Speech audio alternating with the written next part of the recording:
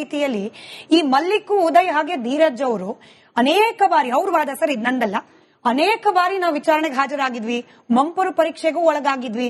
ಅದಾದ್ಮೇಲೂ ಕೂಡ ಮತ್ತೆ ಮತ್ತೆ ಮತ್ತೆ ನಮ್ಮನ್ನ ವಿಚಾರಣೆ ಕರಿತಾ ಇದ್ರು. It went to a extent ನಮಗೆ ಮಾನಸಿಕವಾಗಿ ಹಿಂಸೆ ಆಗೋ ಮಟ್ಟಕ್ಕೆ ಹೋಗ್ಬಿಡ್ತು.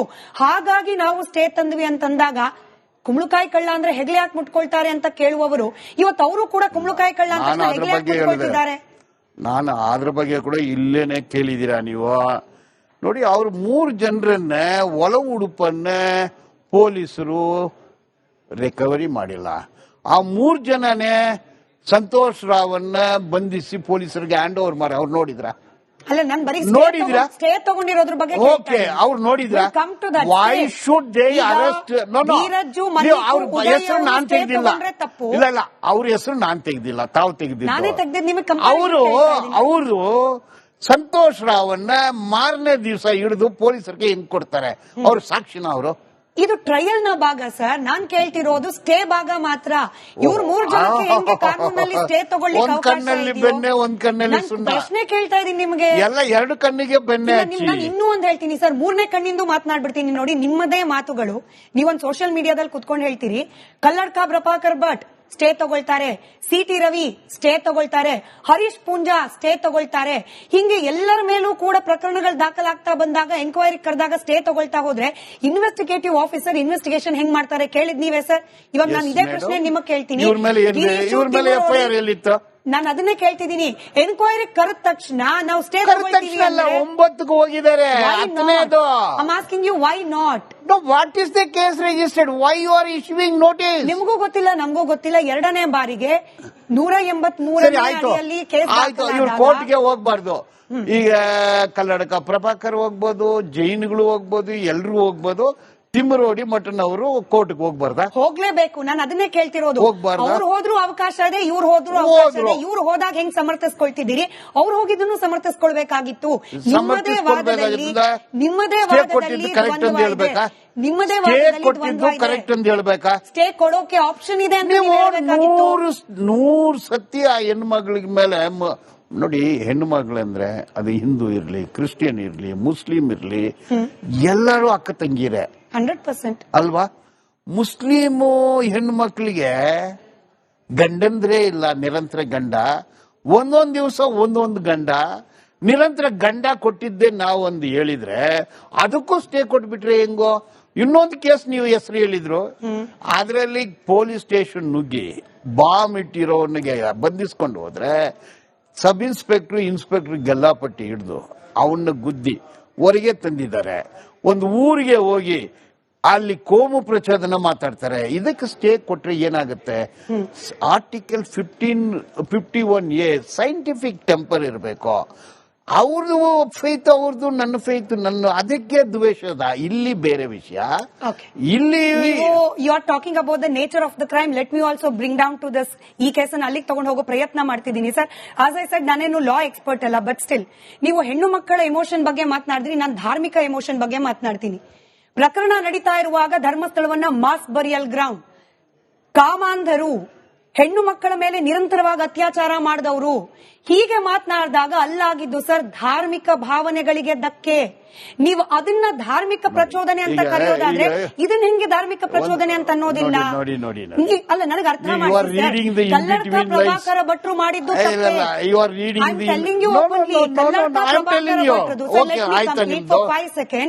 ಕಲ್ಲಡ್ಕ ಪ್ರಭಾಕರ ಭಟ್ಟರ ಭಾಷಣ ಕೋಮುದ್ವೇಷವನ್ನ ಬಿತ್ತೋದಾದ್ರೆ ತಿಮರೋಡಿ ಅವರದು ಮಟ್ಟಣ್ಣನವರದು ಹೌ ಲೆಸ್ ಇಟ್ ಈಸ್. ಅವರ ಮಾತುಗಳು ಕೂಡ ಧಾರ್ಮಿಕ ಭಾವನೆಗಳಿಗೆ ಧಕ್ಕೆ ತರೋದಲ್ಲ ಅನ್ನೋದನ್ನ ನೀವು ಹೇಗೆ ವಾದ ಮಂಡಿಸ್ತೀರಾ? ಕಲ್ಲಡ್ಕ ಪ್ರಭಾಕರ್, ಮುನ್ರೋಡಿ, ಮಟ್ಟಣ್ಣವರು ಇವರೆಲ್ಲ ಒಂದೇ ಸಂಘಟನೆ ಸೇರಿರೋರು. ಈಗ ಬೇರೆ ಬೇರೆ ಸಂಘಟನೆ ಹೆಸರು ಇಟ್ಕೊಂಡಿದ್ದಾರೆ. ಇಬ್ರು ಹಿಂದೂ ಸಂಘಟನೆ ಅಂತ ಅವ್ರು ಹೇಳ್ಕೊಳ್ತಾರೆ, ನಾನಲ್ಲ. ಈಗ ಸೌಜನ್ಯ ಕೊಲೆ ಆಗಿದೆ. ಕೊಲೆ ಆದ ಜಾಗ FIR ನಲ್ಲಿ ಕಾಲಂ ನಂಬರ್ 4 ಅಲ್ಲಿ ಸ್ಥಳ ಧರ್ಮಸ್ಥಳ ಅಂದಿದೆ. ನಾನು ಹೇಳಿ ಅನ್ಬೇಕು, MG ರೋಡಲ್ಲಿ ಆಯ್ತು ಅಂತ ಹೇಳ್ಬೇಕಾ? ಈಗ ಪದ್ಮಲತಾ ಕೊಲೆ ಆಗಿರೋ ಜಾಗ FIR ನಲ್ಲಿ ಧರ್ಮಸ್ಥಳ ಅಂದಿದೆ. ನಾನೇನು ಪಾಕಿಸ್ತಾನಲ್ಲಿ ಆಯ್ತು ಅಂತ ಹೇಳ್ಬೇಕಾ? ಎಲ್ಲಾಯ್ತೋ ಅದನ್ನೇ ಹೇಳ್ತೀವಿ ನಾವು. ಧರ್ಮಸ್ಥಳ ಅದು ಧರ್ಮಸ್ಥಳ ಅನ್ನೋದು ಕೆಟ್ಟ ಜಾಗ, ಅಲ್ಲಿ ಯಾರು ಹೋಗ್ಬೇಡಿ ಅಂತ ಮಾತಾಡಿದೀವ? 100% ಮಾತಾಡಿದ್ದಾರೆ. ಯಾರು? ನಾನ್ ಮಾತಾಡಿದ್ದೀನಿ? ನೀವಲ್ಲ ನೀವ್ ಯಾರಿಗೆ ವಹಿಸ್ಕೊಳ್ತಿದ್ದೀರಿ? ಅವ್ರು ಮಾತಾಡಿರ್ಬೋದು, ನೀವು ಅವ್ರನ್ನ ಪ್ರಶ್ನೆ ಮಾಡಿ. ನಾನು ಎಲ್ಲಿ ಕೂಡ ಆ ನಂಬಿಕೆ ಮೇಲೆ ಪ್ರಶ್ನೆಗೆ ಅರ್ಹರು, ಈ ತರ ಮಾತಾಡೋದು ಪ್ರಶ್ನೆಗೆ ಅರ್ಹರು. ಮಾತಾಡಿದ್ರೆ ಅದು ಡಿಫರೆಂಟ್ ಇಶ್ಯೂ. ಈಗ ಸ್ಥಳ ಅಂದ್ರೆ ಧರ್ಮಸ್ಥಳ ಅಷ್ಟು ಮಾತ್ರ ಹೇಳಿದೀವಿ. ಧರ್ಮಸ್ಥಳ ಆ ಜಾಗಕ್ಕೂ ಹೋಗ್ಬೇಡ, ಆ ಧರ್ಮ ಸರಿಯಲ್ಲ, ದೇವ್ರ ಬಗ್ಗೆ ಎಲ್ಲಿ ಮಾತಾಡಿಲ್ಲ. Your faith, I can't ಇಂಟರ್ವ್ಯೂನ್ in your faith, I am very firm on that. ನನ್ನನ್ನು ಕೇಳಿದ್ರೆ ನಾನು ದೇವಸ್ಥಾನಕ್ಕೂ ಹೋಗೋದಿಲ್ಲ, ಚರ್ಚ್ಗೂ ಹೋಗೋದಿಲ್ಲ, ಮಾಸ್ಕಕ್ಕೂ ಹೋಗೋಲ್ಲ. ನಾನು ಒಂದು ಎತ್ತಿಷ್ಟು, ಅದು ನನ್ನ ಫಂಡಮೆಂಟಲ್ ರೈಟ್. ಬಟ್ ಚರ್ಚ್ಗೆ ಹೋಗೋರ್ನ ಸರಿಯಿಲ್ಲ, ಹೋಗ್ಬೇಡ ಅಂತ ನಾನು ಹೇಳಲ್ಲ. ದೇವಸ್ಥಾನಕ್ಕೆ ಹೋಗ್ತಾರ, ಹೋಗಿ ಅದು ನಿಮ್ಮ ಇದು ಪೂಜೆ ಮಾಡ್ತೀರಾ ಮಾಡ್ಕೊಳ್ಳಿ, ಪುನಸ್ಕಾರ ಮಾಡ್ತೀರಿ ಮಾಡ್ಕೊಳ್ಳಿ. ಅದನ್ನ ರಾಜಕೀಯ ಮಾಡಬೇಡ, ಅದ್ರ ಹೆಸರಲ್ಲಿ ಕೋಮು ಗಲಭೆ ಮಾಡಬೇಡ ಅಂತ ಮಾತಾಡ್ತೀವಿ. ಸನಾತನವಾದ ಅಂತಾರೆ, ನಾವು ಸಂವಿಧಾನವಾದ ಅಂತೀವಿ. ಇದು ಸಿದ್ಧಾಂತ. ಸನಾತನವಾದ ಅನ್ನೋದು ಒಂದು ಸಿದ್ಧಾಂತ, ಸಂವಿಧಾನವಾದ ಅನ್ನೋದು ಇನ್ನೊಂದು ಸಿದ್ಧಾಂತ. ಸೊ ಸಿದ್ಧಾಂತ it's A debate, it's A belief. ಅದನ್ನ ಹೇಳಿ ನೀವು ಹೋಗಿ ಅವ್ರನ್ನ ಹೊಡೆದು ಬಿಡಿ, ಸಾಯಿಸ್ಬಿಡಿ, ಕೊಂದು ಬಿಡಿ, ನಾನು ಎಲ್ಲಿ ಹೇಳಿಲ್ಲ, ಹೇಳೋದು ಇಲ್ಲ. ನೀವು ಹೇಳಿಲ್ಲ, ನಾನು 100% ಅಶ್ಯೂರೆನ್ಸ್ ಕೊಡ್ತೀನಿ. ಆದ್ರೆ ನೀವು ಯಾರ ಪರವಾಗಿ ವಕಾಲತ್ ವಹಿಸ್ತೀರಿ?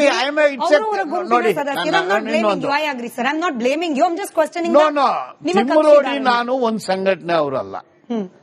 I am having a union, I am a communist, I am in a communist party. ಅದರಲ್ಲಿ ಅವ್ರ ಮೆಂಬರ್ ಇಲ್ಲ. ನಾವು ಅವರು ಕೂತ್ಕೊಂಡು ಒಂದು ಸಿದ್ಧಾಂತ ಮಾತಾಡೋರು ಅಲ್ಲ. They are my clients, I am A advocate.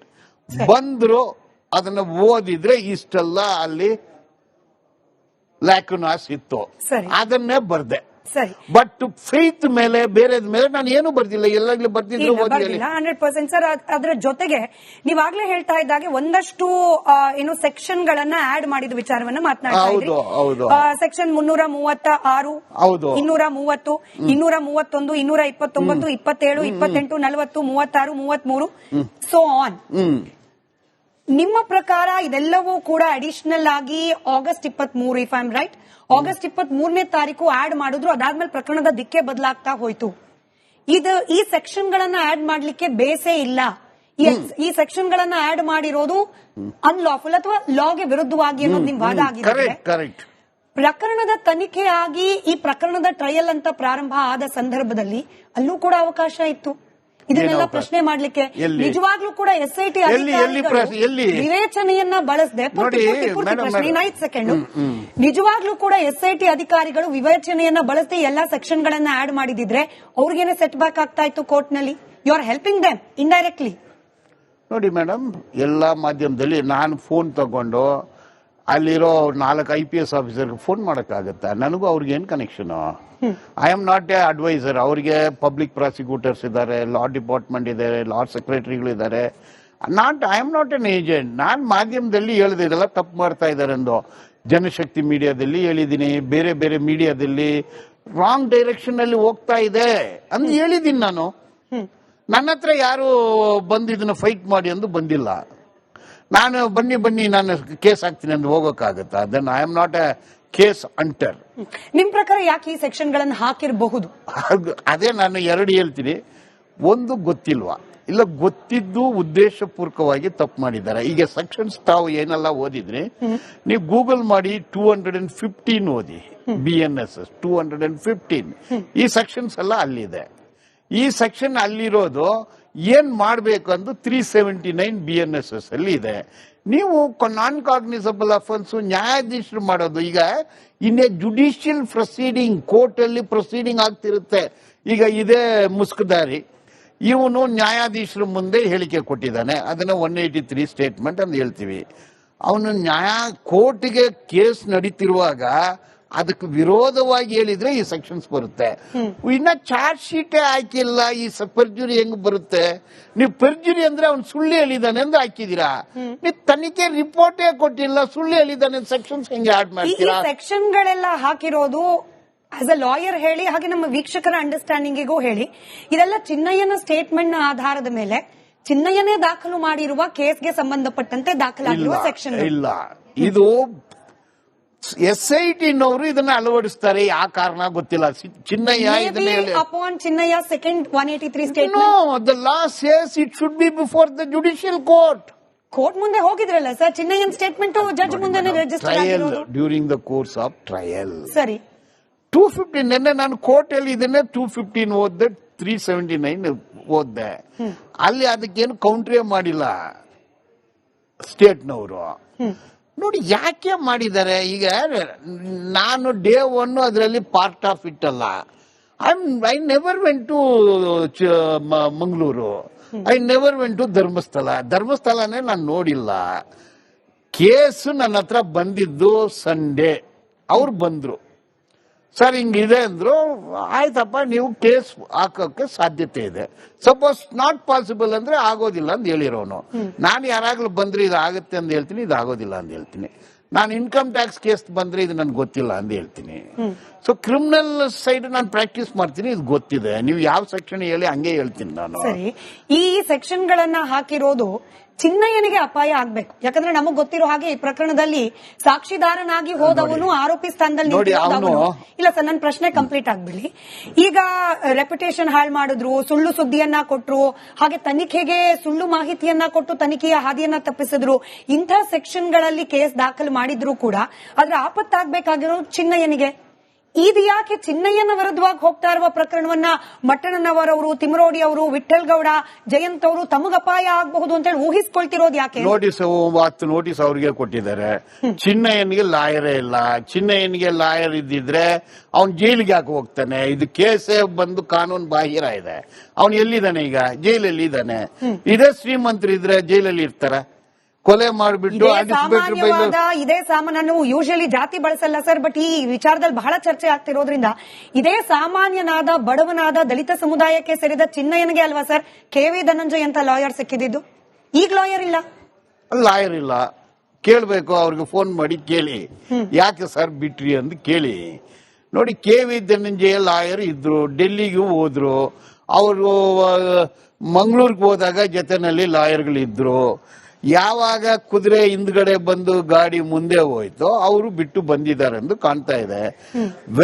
ಅವನನ್ನ ನ್ಯಾಯಾಲಯದಲ್ಲಿ ಪೊಲೀಸರು ಬಂಧಿಸಿ ಪ್ರೊಡ್ಯೂಸ್ ಮಾಡಿದಾಗ ಲಾಯರ್ ಇಲ್ಲ.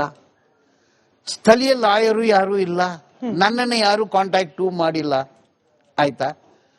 ಅವನು ಈಗ ಲಾಯರ್ ಅಂದ್ರೆ ಹೋಗಿ ಮನೆಗೆ ಹೋಗಿ ವಕಾಲತ್ ತಕೊಂಡ್ಬರೋದ? ಯಾರಾಗಲೂ ಹುಡ್ಕೊಂಡ್ಬರ್ಬೇಕು. ಯಾರು ಬಂದಿಲ್ಲ. ಈಗ ಅವನು ಜೈಲಲ್ಲಿ ಇದ್ದಾನೆ. ಇಷ್ಟು ನಡೆದಿದೆ, ಜೈಲಲ್ಲಿ ಇದ್ದಾನೆ. 15 ದಿವಸ ಪೊಲೀಸ್ ಕಸ್ಟಡಿ ಅಂದ್ರೆ ಪೊಲೀಸ್ ಸ್ಟೇಷನ್ ಅಲ್ಲಿ ಒಂದು ಲಾಕಪ್ ಇರುತ್ತೆ, 5x5 ಇರುತ್ತೆ. ಅವನು ಅದ್ರಲ್ಲೇ ಇರಬೇಕು. ಅದ್ರಲ್ಲೇ ನ್ಯಾಚುರಲ್ ಕಾಲ್, ಅಲ್ಲೇ ಊಟ ಮಾಡ್ಕೋಬೇಕು, ಅಲ್ಲೇ ಮಲ್ಕೋಬೇಕು. 15 ದಿವಸ ಹಂಗಿದ್ದಾನೆ. ಯಾವ ಪೊಲೀಸ್ ಸ್ಟೇಷನ್ ಅಲ್ಲೂ ಬೆಡ್ಡಿಂಗ್ ಇರೋಲ್ಲ. ಪೊಲೀಸ್ ಕಸ್ಟಡಿ ಅನ್ನೋದು ನರಕ. ಬಟ್ಟೆ ಬಿಚ್ಚಿ ಅಲ್ಲಿ ಹಾಕ್ತಾರೆ. ಅಲ್ಲಿ ಮಲ ಜಲ ಎಲ್ಲ ಇರುತ್ತೆ, ಮೂತ್ರನೂ ಇರುತ್ತೆ, ಅಲ್ಲೇ ಮಲಗಬೇಕು. 15 ದಿವಸ ಇದ್ದ ಅವನು. ಈಗ ಜೈಲಲ್ಲಿ ಇದ್ದಾನೆ. ಅವನ್ ಜೈಲಲ್ಲಿ ಯಾರು ಅವನ್ನ ಭೇಟಿ ಮಾಡಿದ್ದು, ಏನ್ ಮಾಡಿದ್ರು ತನಿಖೆ ಮಾಡಬೇಕು. ಅವನ ಅಕೌಂಟ್ ಅಲ್ಲಿ ಎಷ್ಟು ಹೋಯ್ತು, ಅವನಿಗೆ 2 ಹೆಂಡತಿಯರು, ಅವ್ರಿಗೆ ದುಡ್ಡು ಏನು ಹೋಯ್ತು, ಅವನು ಮಂಗಳೂರು ಹೋಗೋಕ್ ಮೊದಲು ಎಷ್ಟು ದುಡ್ಡಿತ್ತು, ಹೋದ ನಂತರ ಎಷ್ಟು ಬಂತು, ಈಗ 23/8 ಆದ್ಮೇಲೆ ಯಾರೆಲ್ಲ ಭೇಟಿ ಆದ್ರೂ ತನಿಖೆ ಮಾಡಬೇಕು. But is A+, L+. 2